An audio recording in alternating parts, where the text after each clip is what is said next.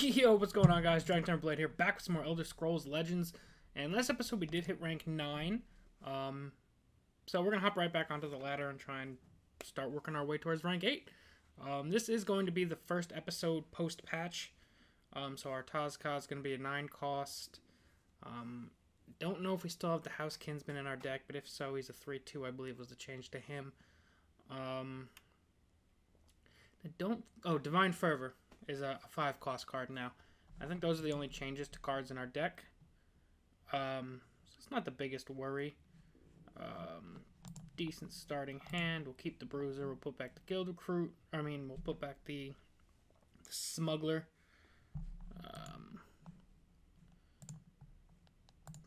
Don't know if our sound's coming through at the moment.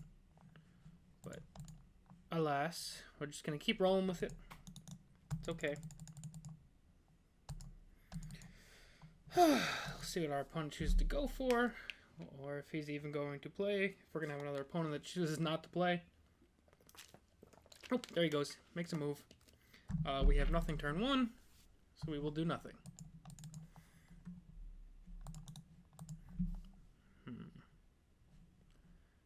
What could he have to start? Ashlander would be slightly annoying. There's that 1/3 that gives 1 attack to everybody, or the 1/1 that gives 2 health.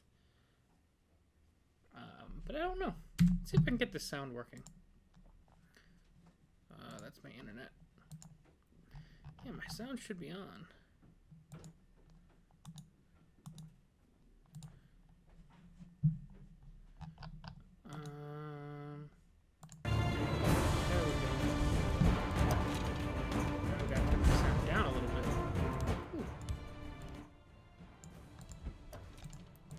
Sorry about that. That was slightly unprofessional, but I wanted to get the sound working again. Is my opponent going to be timing out? I feel like I'm getting that a lot lately. A lot of guys in the ladder just aren't playing.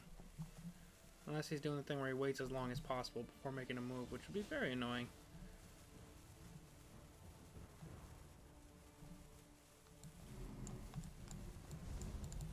Come on, sir. Looks like he's just waiting as long as possible before making a move. I'm going to do nothing again. I don't want to waste my Fighter's Guild Recruit.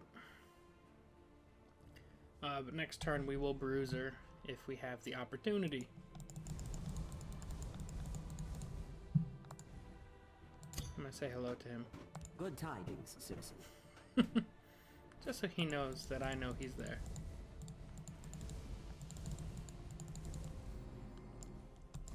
Really wonder why people do this. Like, what's the appeal of waiting as long as possible to make a move? Unless he was legitimately thinking about a move, then all the more power to him. I don't want to sound like I'm bashing him for no reason. Oh, there he goes. He's thinking about a play. Shall we begin? Hail, friend. Crystal Tower Crafter. Now he more than likely has a Firebolt.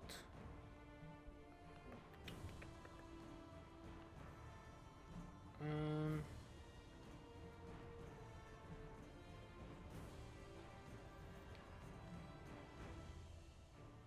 I'm going to play my Racketeer and try and make him waste it first. I was going to play my Fighter's Guild Recruit, but I like that for forcing people to attack into it later. Skooma Racketeer does pretty much the same thing. But I was trying to save the cheaper cost card for the future. That's a pretty cool golden card. Awaiting your command. The Imperial Legionnaire. Okay. There's the brand new 9 cost Tazka. Customers.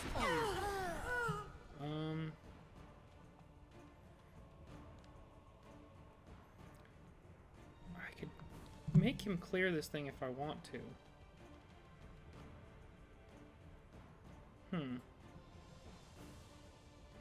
Or I could play Hive Defender. Nah. If I fall, I'm just gonna play. He's still got all of his Magicka charges too. That's not good for us. Next turn I can Bruiser Snake Tooth. There is a toll for this road. Oh, he's got a Highwayman. Glory. And we're going to trade there. Alright, so now would be the time to play Hive Defender, just to block him from getting that draw. I always forget that this card's a yellow card. Sorry about that. Let me silence that.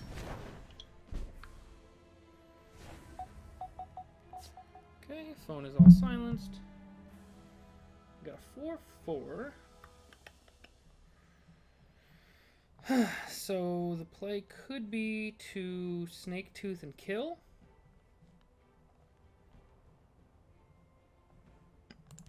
These Bruiser. are Rashid streets. Snake Tooth and kill. Because even if he wants to trade with the Highwayman, he still can't take me out without using some sort of spell as an aid or a charge. He may have a charge minion, or a charge creature, I'm sorry. But we're getting closer to getting Tazkat out. We still have some decent cards in the back here. Another Bandari Bruiser is very nice.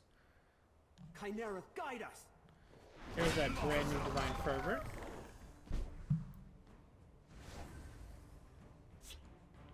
Leave this Go place. face first.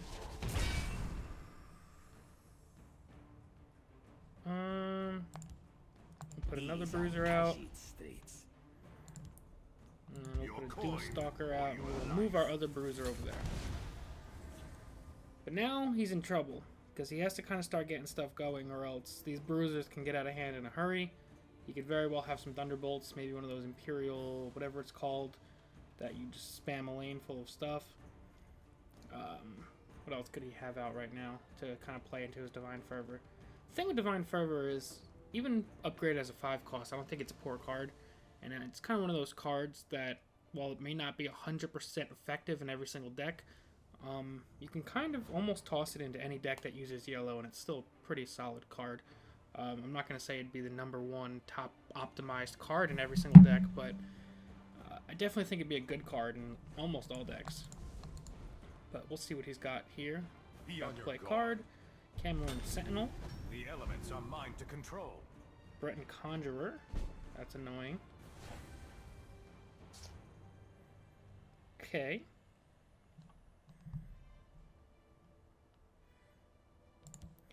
This Skooma one Racketeer. offers something tasty. We'll give this thing lethal to take that out.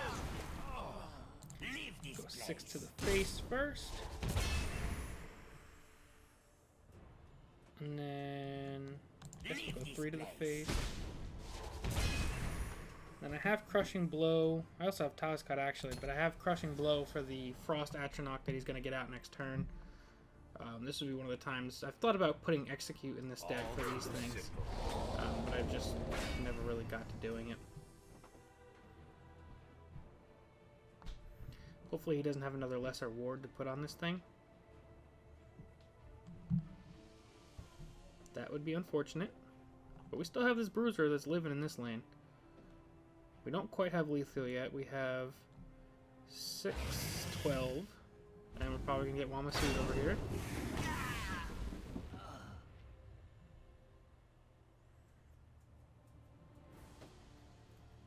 Okay, this isn't the worst thing though.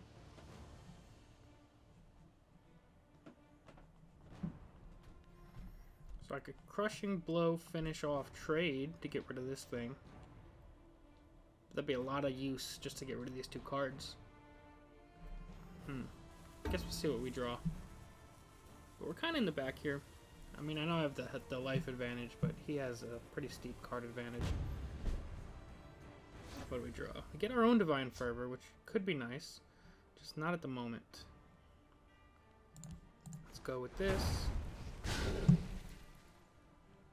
And actually, just to get that Divine Fervor out, Customers only. we'll do that. And then next turn I can Tazkat this thing if I want to. Kind of leave the Wamasu alive over there, or I can even Tazkat over there and take care of the Wamasu. But getting that Divine Fervor out was just nice. It'll help us from every... It kind of gives us a slower turn, because we could have gotten rid of this thing this turn if we didn't play Divine Fervor. But it's kind of slowing down for a turn to kind of try and project us forward better, moving on. So hopefully that winds up being a good play. I could very well see that coming back to bite me. Let's see what he decides to go for. By dawn and dusk, I move as a Gunner shadow. Nightblade, that's fine. See, I would leave this lane how it is if I wasn't worried about him getting a lesser ward on that thing. So, Fighters Guild recruit over here. Oh, I can't play Toskad now, I forgot. Damn it. See, I still have the 8 cost in my head. That's my fault. That is all my fault. Now it's going to come back to cost us now. That was a poor play on my part. I thought the Toskad was still 8, and I was just talking about its higher cost. Oh, I'm so silly. It's okay. We'll try and come back from this. We're going to have a rune popped in a minute. Unless he decides not to attack, but I don't see why he wouldn't. Put an iron sword in your hand. This thing's going to be a 7/7. What do we get? Fighters Guild recruit. If I'll I put it over there. fall, the hist will Because I want to take out this thing with it, and then Toskad one of these things. Plus, I also kind of want to make him pop one of these runes. Or tempt him to pop one of these runes. Okay, that's fair enough. We're making him use a lot of useful spells, though. Spells that would be useful for taking out Toskad. By the 8th, they will meet their makers. Okay.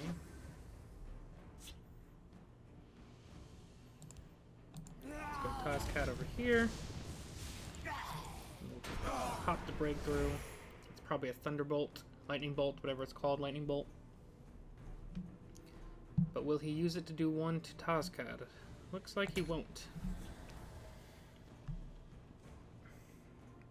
I'm still about to take 8 damage over here, which sucks. You cannot hope to outrun this. Oh, Maroc. Sheol.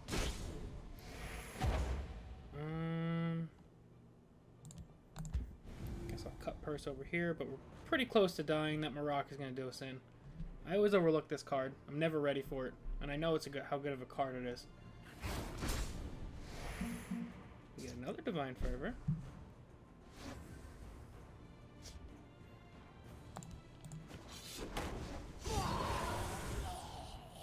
Okay. What else do we want to take out?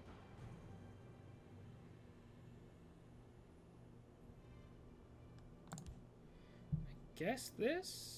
No, we'll go this.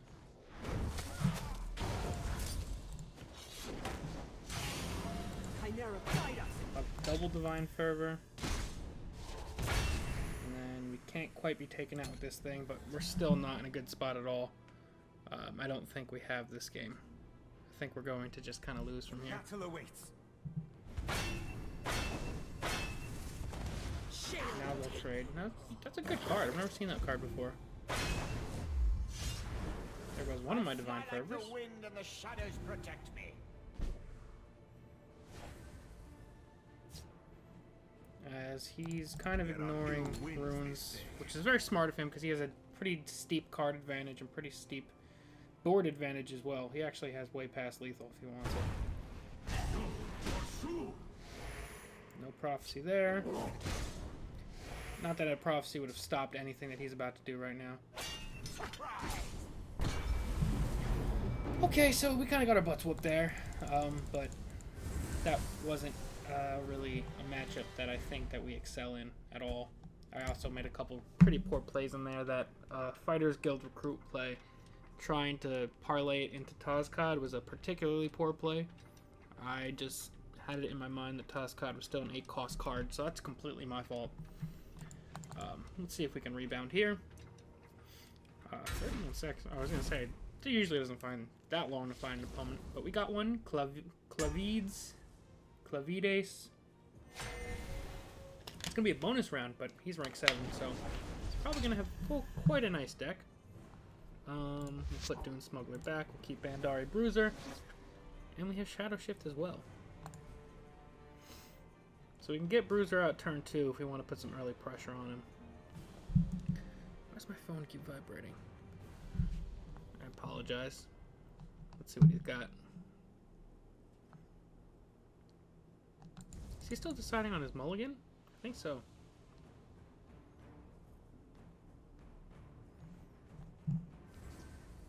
Okay, turn 1, let's see what he's got.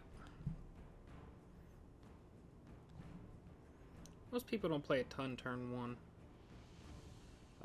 Obviously, Ungolem is an exception. There's a couple of solid 1-drops in the game, but I see a lot of people kind of forego a lot of the 1-drops to go right for 2s, which is obviously up to deck choice. I can't fault things one way or another. Come on, guy, make your move. I wish there was stuff that you could like play with. That's the one thing I really liked about Hearthstone. It sounds so stupid. But I like that you could kind of play with the arena. Good tidings, citizen. Hello, Good friend. tidings, citizen. I'm just gonna clear that. Arrow to the Knee's not the greatest spell anyway. And I don't want him kind of having this deep advantage on me, especially since I think gives him an item. Okay. The Bruiser. Probably gonna have to use it to kill this thing next turn anyway. And now we're not even gonna be able to use this thing to kill it. That's a lot of damage. Okay. This one offers That was a something perfect top tasty. deck for us. We got a little bit lucky there. Little bit lucky. Next turn we can either potion into Palmarot Renegade, which I still think I might do. Or I could Giant Bat to start getting some health, but I think I'm going to put the Renegade out there.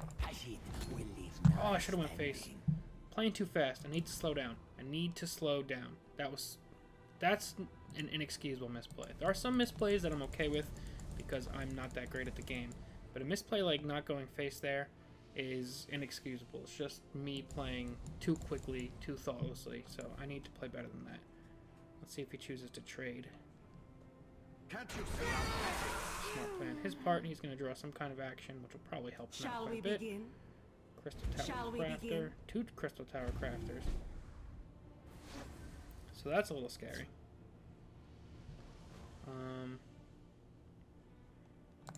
Put Werebat in the other lane and just go face. This is the brand new 4-2 Werebat, so if he has a Firebolt, this thing is prime Firebolt bait now. Staff of Sparks. There's more to come. Okay. So, I think we are going to Shadow Shift over here. Draw a Divine Fervor, which is nice. We're gonna play that. Gonna get 5 health. And we're also gonna draw a card. Alright, so we're setting things up nicely now. We have Thieves' Den ready to go if we get some of these Pilfer cards out, which will be lovely.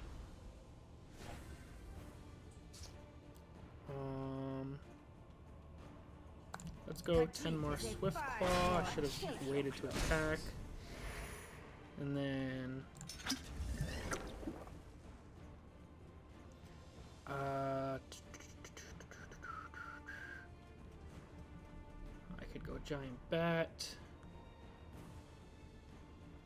Let's go Hive Defender. I just kind of want bigger targets out here because I know he's just going to smash into something with that.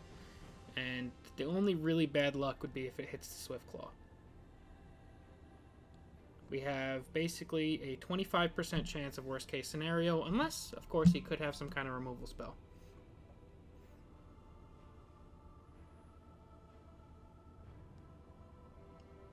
But if not, next turn we can Thieves' Den Snake-Tooth Necklace on this and start doing some very, very nice things. And thankfully it goes face, so that was kind of best case scenario for us.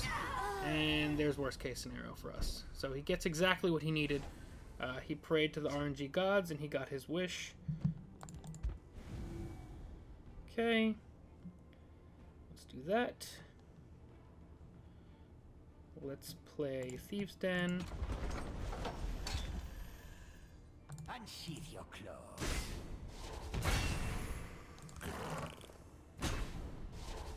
Start getting powered up here.